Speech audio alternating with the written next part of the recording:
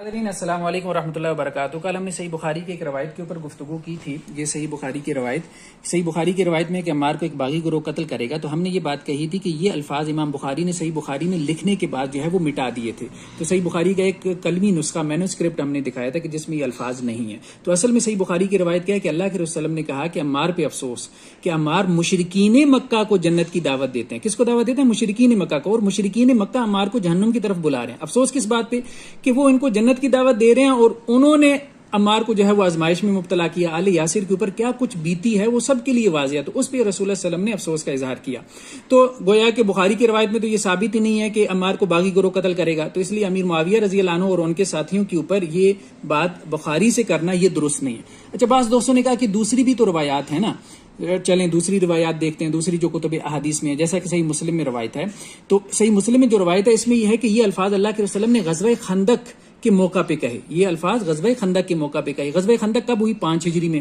اچھا، صحیح بخاری کی روایت کیا کہتی ہے کہ یہ الفاظ اللہ کے رسول نے کب کہے؟ مسجد نبوی کی تعمیر کے موقع پہ، یعنی یہ جو خطاب ہوا ہے نا، یہ خطاب ہوا ہے حضرت عمار سے مسجد نبوی کی تعمیر کے موقع پہ، اور یہ وہ ہوئی 1 ہجری میں، 1 ہجری میں، اور یہ حدیث صحیح مسلم کہہ رہی ہے کہ غزوہ خندق کے موقع پہ۔ دونوں میں کنٹرڈکشن آ گئی، اب کس کو ہم ترجیح دیں گے، کس کو پریفر کریں گے، یہ ہم آگے چل کے جو ہے وہ بات کرتے ہیں۔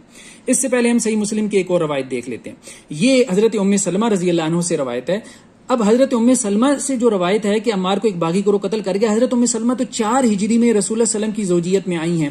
اگر ہم صحیح بخاری کی روایت مانیں کہ یہ مسجد نبوی کی تعمیر کا واقعہ وہ 1 ہجری میں ہوا، حضرت ام سلمہ تو اس وقت مدینہ میں نہیں آئی تھی، ٹھیک ہے، اور اگر ہم کہیں کہ یہ 5 ہجری کا واقعہ ہے صحیح مسلم کی روایت کے مطابق غزوہ خندق کے موقع کا، تو اس وقت بھی غزوہ خندق کے موقع پہ رسول اللہ صلی اللہ علیہ وسلم نے اپنی ازواج مطہرات کو کیا کیا تھا؟ سب کو حضرت حسان بن ثابت کے ایک قلعے میں جو ہے وہ ان کو نظر بند کر دیا تھا، اور وہاں پہ حضرت حسان بن ثابت جو ہے وہ پہرہ دار تھے۔ یہ بات سیرت ابن اسحاق، سیرت ابن ہشام جو اس کے پرائمری سورسز ہیں سیرت کے، ان سب میں یہ بات موجود ہے۔ تو ام سلمہ رضی اللہ عنہ تو خندق کھودنے والوں میں شامل ہی نہیں تھی، تو انہوں نے خندق کھودنے کے موقع پہ رسول اللہ صلی اللہ علیہ وسلم سے یہ بات کیسے سن لی؟ کیونکہ حدیث کہہ رہی ہے خندق کھودنے کے موقع پہ یہ کلام ہوا ہے، ٹھیک ہے۔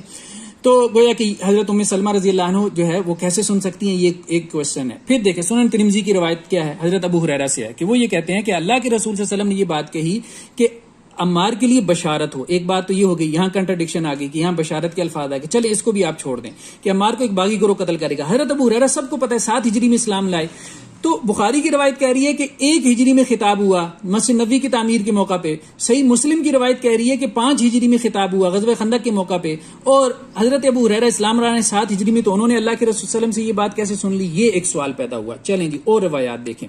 اب یہ ایک مسند احمد کی روایت ہے۔ مسند احمد کی یہ جو روایت ہے عبداللہ بن عمرو بن العاص سے، ٹھیک ہے، کہ وہ کہتے ہیں میں نے رسول اللہ صلی اللہ علیہ وسلم سے سنا کہ عمار کو جو ہے وہ ایک باغی گروہ جو ہے وہ قتل کرے گا، ٹھیک ہے۔ اس پہ حضرت امیر معاویہ نے کہا تھا کہ ہم نے انہیں نہیں قتل کیا، قتل تو انہوں نے کیا جو لے کے آئے ہیں، ٹھیک ہے، یعنی حضرت علی اور ان کا جو گروہ رضی اللہ عنہ۔ یہ حضرت امیر معاویہ رضی اللہ عنہ نے ایک جواب دیا۔ تو اب یہاں پہ راوی کون ہے؟ عبداللہ بن عمرو بن العاص۔ عبداللہ بن عمرو بن العاص جو ہیں وہ 7 ہجری کے بعد مدینہ میں آئے ہیں، ٹھیک ہے۔ 7 ہجری کے بعد جب وہ مدینہ میں آئے تو اللہ کے وسلم سے انہوں نے یہ حدیث کیسے سن لی؟ کیونکہ یہ حدیث صحیح بخاری کے مطابق 1 ہجری کا واقعہ مسجد نبوی کی تعمیر کا، اور صحیح مسلم کے مطابق 5 ہجری کا واقعہ ہے غزوہ خندق کے موقع کا۔ تو اب یہ 7 ہجری میں اسلام قبول کر کے جو ہے وہ مدینہ میں آ رہے ہیں، تو کیسے اللہ کے رسول صلی اللہ علیہ وسلم سے سن سکتے ہیں؟ یہ ایک اور کوشچن ہو گیا۔ اس کے بعد اب آپ دیکھیں یہ ایک روایت مسند احمد کی اور ہے جو کہ حضرت عمرو بن العاص سے۔ اچھا، عمرو بن العاص 8 ہجری میں جو ہے وہ انہوں نے اسلام قبول کیا، اور اس کے بعد جو ہے وہ مدینہ کی طرف جو ہے وہ ہجرت کی۔ تو اب یہ کیسے اللہ کے رسول صلی اللہ علیہ وسلم سے سن سکتے ہیں 8 ہجری میں، جبکہ یہ گفتگو ہوئی ہے یا تو 1 ہجری میں یا پھر 5 ہجری میں، ٹھیک ہے۔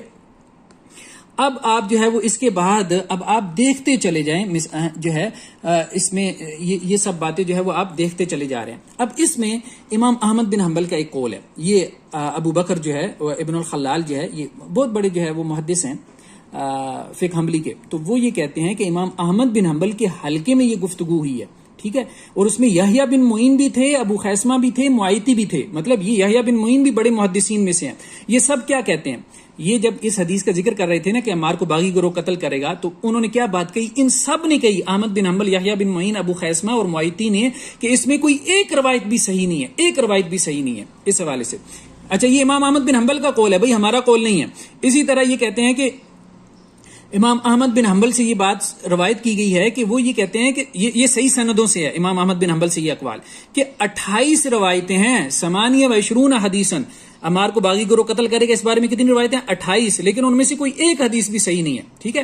ہاں البتہ ایک قول یہ بھی امام احمد بن حنبل سے روایت ہے کہ انہوں نے کہا کہ اس بارے میں ایک سے زیادہ حدیثیں صحیح ہیں، لیکن یہ قول کہاں پہ آیا؟ یہ یعقوب بن شیبہ نے مسند عمار کی پہلی جلد میں ذکر کیا ہے، لیکن یہ جلد موجود ہی نہیں ہے. اس قول کی تصدیق نہیں ہو سکتی کہ امام احمد بن حنبل نے یہ بات کہی ہے کہ نہیں کہی. تو امام احمد بن حنبل سے یہ ثابت ہو گیا کہ وہ یہ کہتے ہیں کہ 28 روایتیں ہیں اس حوالے سے، لیکن کوئی ایک روایت بھی ثابت نہیں ہے کہ عمار کو باغی گروہ قتل کرے گا. اور صرف امام احمد بن حنبل نے نہیں کہا، یحییٰ بن معین نے، ابو خیثمہ نے اور معیطی نے بھی یہ بات کہی ہے. تو اب اصل میں مسئلہ کیا ہے؟ تو ہم آپ کو بتاتے ہیں بیسیکلی جو ہے. اب آپ دیکھیں نا روایات میں کنٹرڈکشن آ گئی نا. پھر یہ ہے کہ اکثر و بیشتر جو راوی ہیں کوئی امکان نہیں ہے، پاسبلٹی نہیں ہے کہ انہوں نے اللہ کے رسول صلی اللہ علیہ وسلم سے یہ بات براہ راست سنی ہو، کیونکہ یہ 1 ہجری کا واقعہ ہے. صحیح بخاری کی روایت لیں، صحیح مسلم کی روایت لیں تو 5 ہجری کا واقعہ ہے، تو یہ پاسبلٹی بن نہیں رہی. تو جو ہمیں بات سمجھ میں آتی ہے وہ یہی ہے کہ یہ بیسیکلی الفاظ جو ہے وہ مرفوع حدیث کے طور پہ ثابت نہیں ہے، یعنی رسول اللہ صلی اللہ علیہ وسلم سے ثابت نہیں ہے، لیکن موقوف حدیث کے طور پہ یہ الفاظ ثابت ہیں. یعنی کہنے کا مقصد یہ ہے کہ یہ کسی صحابی کا قول ہے. اور یہ کون صحابی ہیں؟ یہ حضرت عمار ہے. دیکھیں یہ مصنف ابن ابی شیبہ میں آپ دیکھیں کہ یہ باب ما ذکر فی صفین، جنگ صفین کے حوالے سے جو ہے یہ انہوں نے روایتیں یہ لے کے آئے ہیں. تو حضرت عمار بن یاسر سے یہاں روایتیں آپ کو بہت ساری مل جائیں گی، ٹھیک ہے. کہ وہ کیا کہتے تھے؟ وہ کہتے تھے کہ مطلب قتال کرتی ہوئی نا، وہ حضرت علی کی طرف سے قتال کرتی ہوئی حضرت معاویہ اور ان کے ساتھیوں کے ساتھ کیا کہتے تھے؟ انا علی الحق وانتم علی الباطل، ٹھیک ہے، ہم حق پر ہیں اور وہ باطل پہ ہیں. تو ایسی بہت ساری روایات ہمیں جو ہے وہ مصنف ابن ابی شیبہ میں اور دوسری جو ہے وہ کتابوں کے اندر مل جاتی ہیں. یہ بیسیکلی حضرت عمار رضی اللہ عنہ کا قول تھا کہ وہ مخالف پارٹی کو ایک باغی گروہ سمجھتے تھے، کافر نہیں سمجھتے تھے. ایسی بھی روایتیں، وہ کہتے تھے کافر نہ کہو لیکن فاسق و فاجر اور باغی کہہ لو، ٹھیک ہے، اور ہم ان سے قتال کریں گے. اور مطلب بہت ایکٹیو تھے حضرت علی کی طرف سے حضرت عمار بن یاسر. تو حضرت عمار بن یاسر کی یہ ایک رائے تھی، بالکل درست ہے، وہ اس کا حق رکھتے تھے، وہ ایک صحابی رسول تھے کہ وہ مخالف گروہ کو جو ہے وہ باغی گروہ سمجھے. لیکن یہ رسول اللہ صلی اللہ علیہ وسلم سے ثابت ہے، تو ہم کہہ رہے ہیں کہ یہ رسول اللہ صلی اللہ علیہ وسلم سے ثابت نہیں ہے، کیونکہ جس راوی سے بھی آپ روایت لے کے آ رہے ہیں وہ اس کو رسول اللہ صلی اللہ علیہ وسلم سے جو ہے وہ ثابت کرنا مشکل ہو رہا ہے.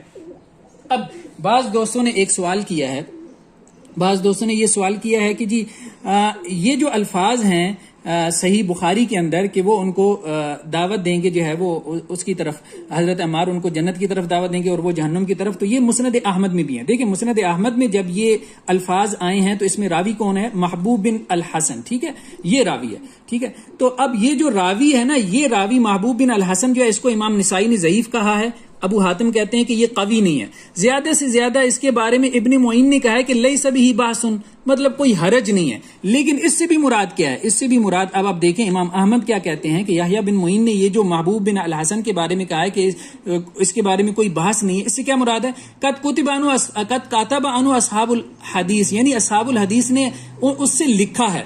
تو یہ توثیق کا یعنی کسی کو ثقہ قرار دینے کا ایسا درجہ ہے کہ جس میں اس کی روایت سے کوئی بیسک کلیم، کوئی پرائمری کلیم ثابت نہیں ہوتا، لیکن اس کی روایت ایک تابع اور شاہد کے طور پہ قبول ہوتی ہے، ایکسپورٹنگ میٹیریل کے طور پہ قبول ہوتی ہے. تو یہ روایت بھی قابل قبول نہیں ہے کہ اس سے کوئی بیسک کلیم جو ہے وہ ثابت کیا جا سکے، ٹھیک ہے. تو اب بعض دوستوں نے ہم سے یہ بھی سوال کیا ہے کہ جی آپ نے پیچھے ایک جگہ پہ ترجمہ کیا تھا کہ امر معاویہ جو ہے نا، معاویہ نے جو ہے وہ حکم دیا جو ہے وہ سعد کو، یہ ترجمہ بنتا تھا، لیکن آپ نے کہا کہ نہیں جی امیر بنایا. دیکھیں ہم نے جو ہے وہ sunna.com سے یہ ترجمہ پیش کیا تھا. اب یہ لوگ جنہوں نے ترجمے کیے ظاہری بات ہے انہوں نے کوئی مطلب وقت لگایا ہے نا حدیث کی کتابوں کے ترجمے پہ، تو ان پہ تو آپ اعتراض نہیں کر سکتے. چلیں آپ کو یہ کہنا ہے کہ جی sunna.com میں غلطیاں ہیں، انہوں نے غلط ترجمہ کیا، ٹھیک ہے. تو یہ دیکھیں شیخ عبدالعزیز علوی صاحب، یہ مطلب بڑے شیوخ الحدیث میں سے ہیں نا، وہ یہ ترجمہ کر رہے ہیں امر معاویہ نے سعد کو کیا کیا؟ امیر مقرر کیا. یہ نہیں ہے کہ گالی دینے کا حکم دیا، امیر مقرر کیا، ٹھیک ہے. اگر آپ کو یہ بھی چلیں، آپ کہتے ہیں جی امرہ کا ترجمہ امیر مقرر کرنا کیسے ہو سکتا ہے، چلیں یہ آپ کو دکھاتے ہیں المعجم الوسیط میں. المعجم الوسیط میں کیا ہے کہ جی امرہ کا مطلب کیا ہے؟ کلفہ شیئن، یعنی اسے کسی چیز کا ذمہ دار بنایا. تو ذمہ داری کو کسی چیز کی بھی ڈالی جا سکتی ہے. تو بیسیکلی تاریخی روایات اٹھا کے دیکھیں تو انہوں نے حج کی ذمہ داری ڈالی تھی حضرت امیر معاویہ نے حضرت سعد پہ. تو اس معنی میں یہ امیر. چلیں آپ کو اس سے بھی جو ہے وہ سکون نہیں مل رہا تو یہ سنن ترمذی کی روایت دیکھ لیں. سنن ترمذی میں واضح الفاظ آ گئے امر معاویہ، یعنی باب تفیل سے آ گئے، جس کا معنی یہی ہے. یہ تو تصویر ماخذ ہو گیا، یعنی امیر بنانا. ابواب کے اگر خواص کی بات کریں نا تو تفعیل کا خاصہ کیا ہے؟ تصویر ماخذ. تو امیر بنایا حضرت معاویہ نے حضرت سعد کو.